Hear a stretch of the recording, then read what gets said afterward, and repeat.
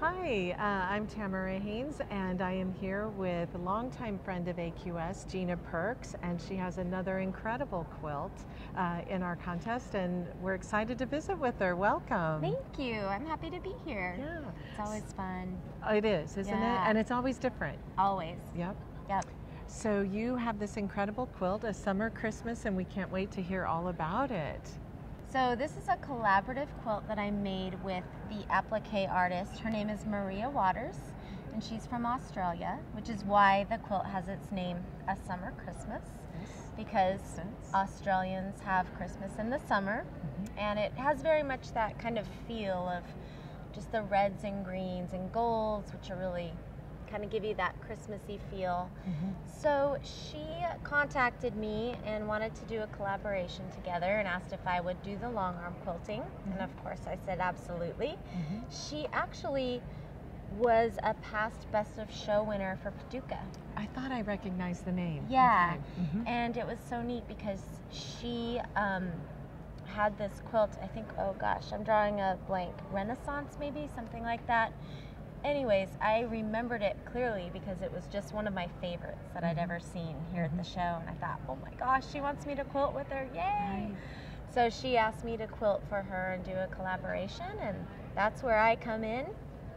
But obviously, starting off with such a masterpiece was, it was an honor to be asked because her applique really makes the quilt. And then I just kind of came in and plugged in that secondary role as the quilter, and I got to have some great opportunities to play.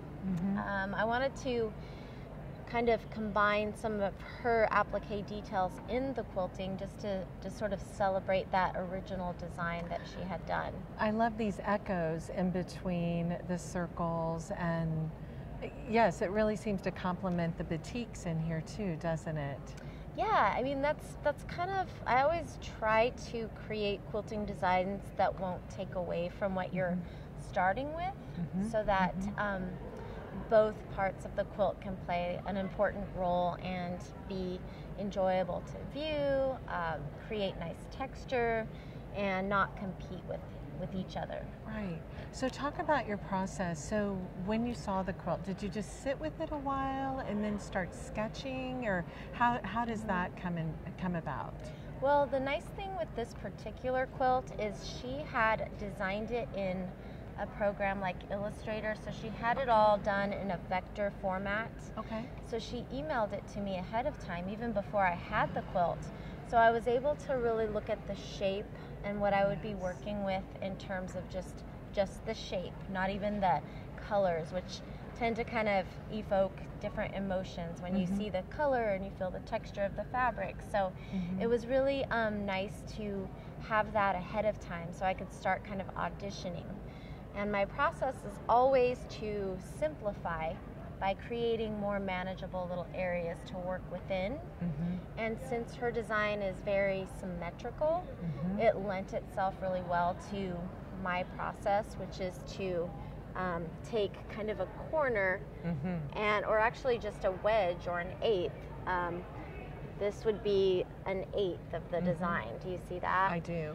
So that's really all that I needed to design was that. And then you echo or mirrored. Yes. Okay. Yeah, Okay. so it's just, you kind of know, where do I want to add linear type designs, where do I want to add fillers, where do I want to add feathers, because what quilt's a quilt without feathers? Without feathers, absolutely. I mean, it's I like think the first they thing all you need 'em. learn, right?